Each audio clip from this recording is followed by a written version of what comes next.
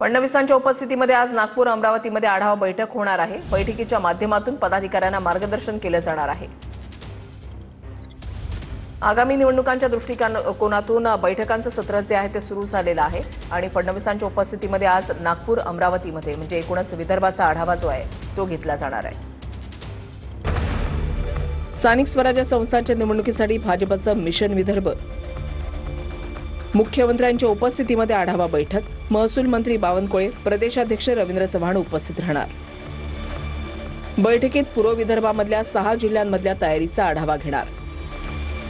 आमदार, खासदार, जिल्हाध्यक्ष, निमंत्रित सदस्य आणि पदाधिकारी बैठकीमध्ये असणार। नागपूर, वर्धा, चंद्रपूर, गडचिरोली जिल्हा परिषद निवडणुकीच्या तयारीचा आढावा घेणार।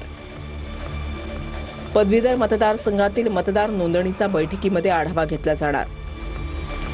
प्रत्येक जिल्ह्यातील पदाधिकाऱ्यांशी मुख्यमंत्री फडणवीस संवाद साधणार।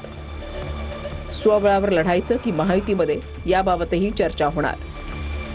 महायुती की मैत्रीपूर्ण लढत होणार, बैठकीमधल्या अहवालानंतर ठरणार।